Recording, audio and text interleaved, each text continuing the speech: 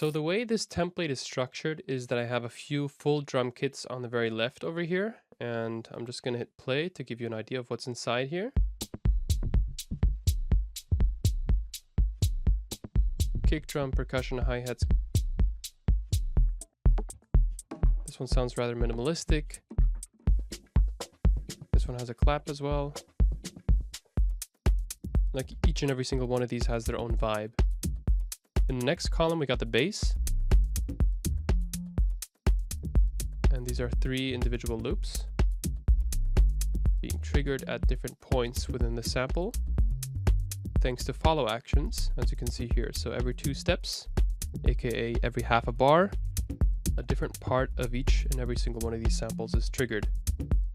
And this is so that the bass always sounds interesting. If you click on the track here, the bass track, you can set these follow actions up in this panel down here. And you see that it jumps to every next clip every 2 steps. And it always triggers that clip with legato, so it never starts at the very beginning, it starts at a different position. You see that here. Okay, now it starts there. That's going to start here. Now it should start somewhere else. And that keeps the bass groove interesting. For the melodic samples, I did something similar with follow actions. You can see that here, this play button. Only that this one's set up a bit simpler. It triggers a different sample every other sample after each and every single one of these samples plays to the very end.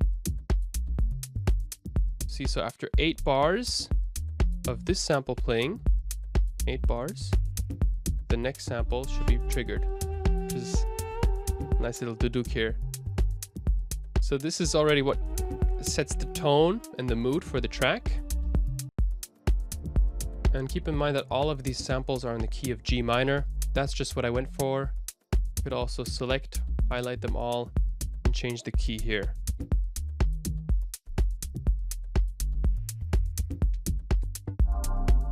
But we're going to keep it on G minor because I just like that. I like it. We got some ambiances over here as well for some vibiness. Some nature sounds, some water sounds, some vinyl crackles. Yeah, I kind of like the vinyl crackle. Where it starts getting really interesting is this Hocket channel over here. And the way this is set up is that I have an arpeggiator that is scale locked to the key of G minor. That's the global key. So no matter what I press, I'll always get arpeggios that are scale locked. I'm just gonna let the track run here because I feel like it's vibey. And this Hocket device over here is sending MIDI notes. So each and every single one of these notes that you see here is being sent to these voices that I have set up in this voices channel. And we can send up to 8 voices. 1, 2, 3, 4, 5, 6, 7, 8. That means I have 8 tracks with 8 synths set up. In this case, I have Diva loaded on each and every single one of them. I'm going to quickly blend in my camera here and record arm the Hocket layer that has the arpeggiator and the Hocket send device here. I'm going to explain these multi-map devices in a second. They're not so important. What's important is this combination over here and this combination over here. So on each and every single one of these tracks, 8 voices, I have a Hocket 2 device set to receive. Right? You can change it here from send to receive. Each track has its own voice. So track 1 has voice 1, track 2 has voice 2, track 3 has voice 3, and so on. It's a bit of a clicky and manual process to set up once, but once you have it done, it's kind of fun to play with. And on the Hocket 2 device, you have to set it to 8 voices, so it actually sends out 8 voices. It's set to channel A, meaning that voices A is receiving the MIDI. And I have the receive also set to channel A on each and every single one of these tracks. That's also why I set up voices B, because voices B is basically doing the same thing, just with a couple different instruments. All of these Hocket devices are set to voices B. That's the only difference. And the same for voices C. In a second, I will explain further. So let's hit play. This track is record armed.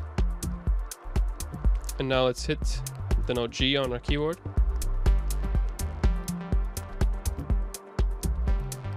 And you can see that it's playing these voices one at a time.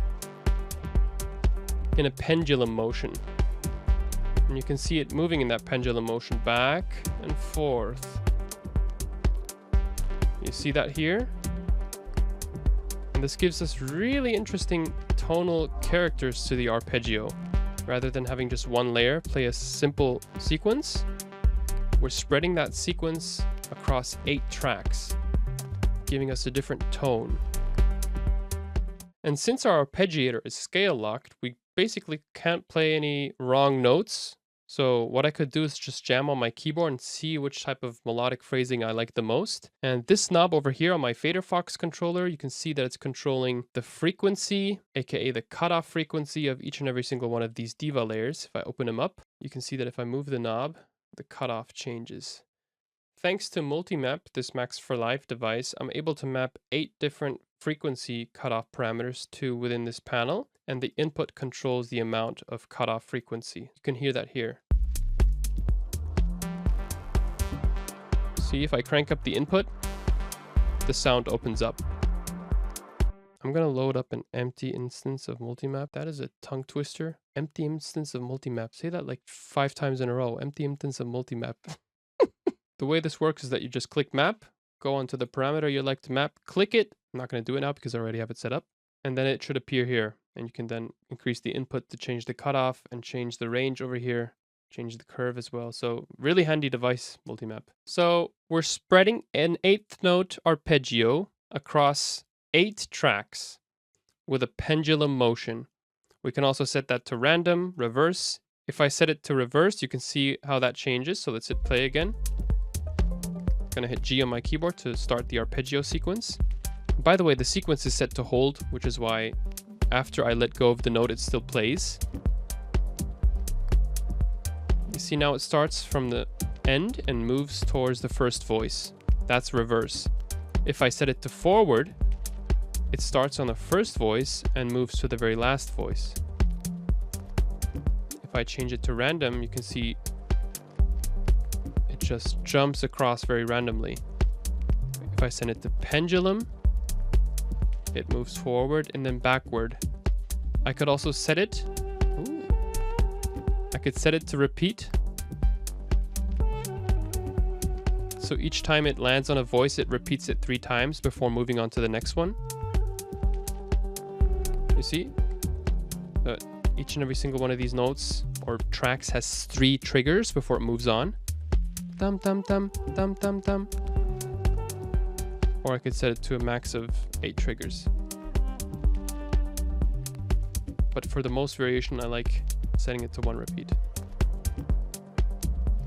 Pretty dope. This ASR mode, I'm going to leave it off. It's short for analog shift register mode, which is nice to play in chords, but I personally don't like using it in this context, so I'm just going to leave it out. The channel out here, that's where you can create multiple voice instances, and you see that I've done it here. Voice B is drift, and voice C is some kind of Dub Techno Diva presets that I grabbed from Luftrum sounds. You can see them here. So each and every single one of these layers has a different preset being triggered, which is kind of fun. I'm going to leave the link down below because I haven't created my own preset pack yet for Dub Techno. So I'm just going to link theirs. And the cool thing is that if you hit Command M, you can map everything you want to your controller here. Just to go through the mapping, I have the channel ABC switch mapped to the crossfader. So if I move the crossfader, you can see these channels start to switch. So instead of triggering channel A, which are these energy plucks, I start triggering channel B for the drift synth and channel C for the Dub Techno synth. And these 3 knobs over here control the cutoff frequency of each and every single one of these channels. So channel A is the energy pluck. I open it up, the cutoff frequency increases. Channel B is drift. Same thing, open up this guy and the cutoff increases. Channel C, same thing, I open it up, the cutoff increases. And on the master channel, I have a high pass filter that is activated when I move up this knob over here to create some extra tension, which is always quite nice if you want to create some suspense and create your own little mini arrangements in a very performative way. And it's important to note that my arpeggiator is set to an 8th note with a very short gate. So I'm sending out very short 8th notes. If I increase the gate, then you get different tonalities within the sound, but I'm really happy with this setting over here. Could also change the style to con and diverge, up and down, whatever, just test yourself out. I found this one to be quite interesting. And if you change the steps, you have the ability to move up in the harmonic scale. You see right now it's set to 4 scale degrees, which should be a perfect 5th as far as I know, but we're gonna leave that out for now. So let's give it a quick little playthrough. I'm just gonna talk you through the process here. Right now, we just have the samples being played. No Hocket active. However, if I play a note on my keyboard, it already starts triggering channel A. Now, if I move up the cutoff here, you see the input increasing. And I can start playing around. And now I can play different notes. See, I'm creating some melodic variety by playing different notes on my keyboard. And everything is scale locked, so I don't need to worry about hitting any wrong notes. There are no wrong notes. But just for demonstration, I'm showing you the scale lock feature. It's really fun. And you get the variation in the sound if you start switching to the different banks. Now I'm on bank B on the drift channel.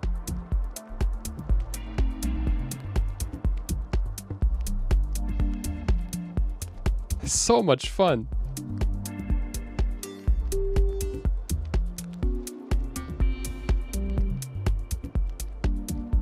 And I could also send these into my effect.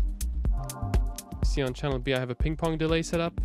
On channel C I have some echo set up. On A I have some reverb. So cool. Let's jump on to track C. Okay, so if I go to the Hocket, you can see I'm on channel C now. Yeah, channel C. Now let's increase the cutoff on channel C.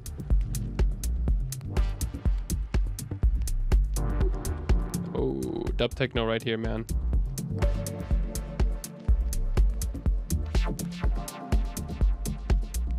And in this case, I think I have the individual channels going into some sends. Should be, yeah. See that? If I open them up, you see that each and every single one of these Dub Techno phrases has their own processing. And that's the freedom that you get from splitting your MIDI into 8 different voices. Now I can just have fun playing around my keyboard, switching different voices. Go to bank B.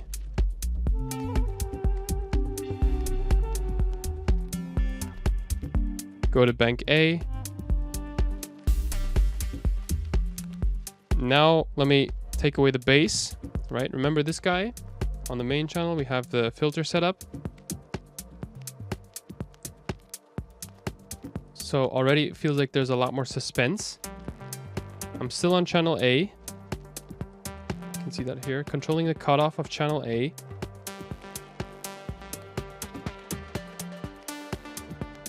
Let's change the steps to 1. So we're actually moving up 4 scale degrees.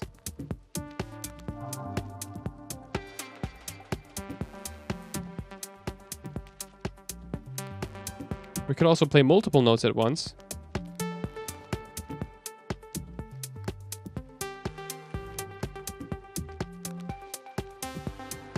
And then we can bring back the bass in after the sample plays.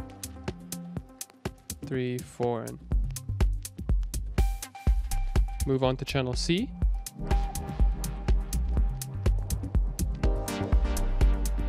Oof. Move on to channel B. I feel like this guy needs some more effects though. Channel B is not affected enough.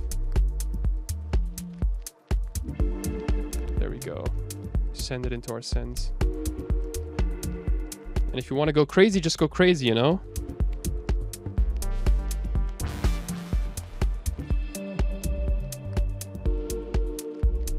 And one of the reasons why I loaded up multiple drum kits is because you can create suspense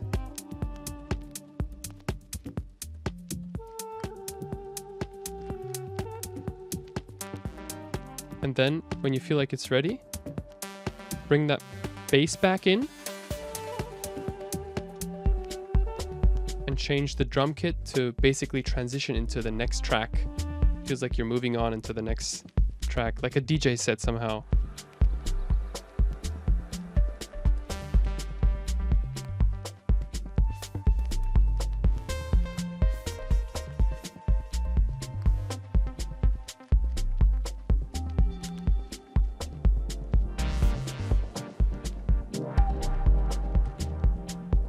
Let's take away the bass again.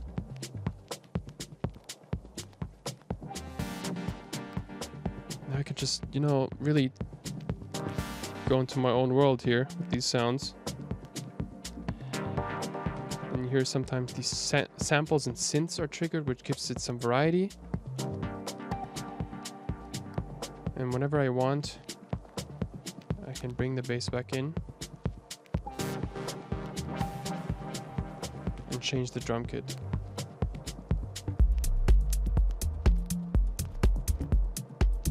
Maybe go to channel A here.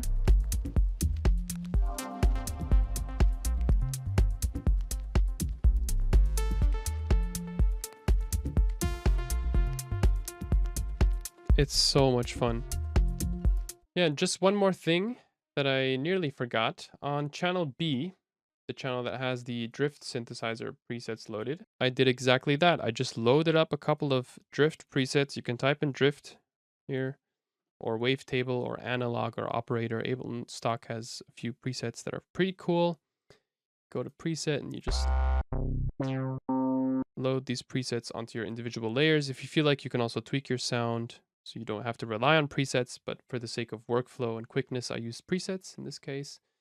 And I don't want to overcomplicate this video, but on some of these voices, in this case voices 1 and 2, I have a random chords generator that is by Mario Nieto. It's a free Max for Live device that allows you to, when you play a single note, trigger a chord. And in this case, a single note is being converted to a G minor chord. If I solo this, I set the Hocket to play channel B, you're going to be able to hear what I mean. So if I play a note now, solo this too. You see how it's triggering a chord? Yeah, now I'm opening up the cutoff.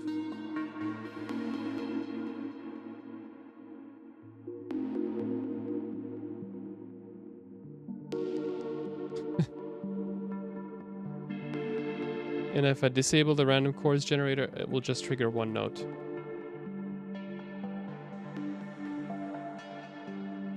This just gives me more harmonic variety in the sound.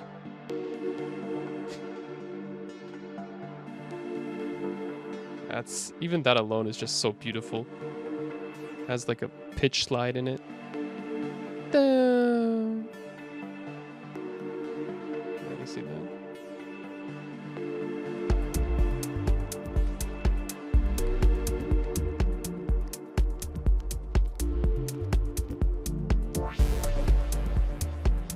Dude.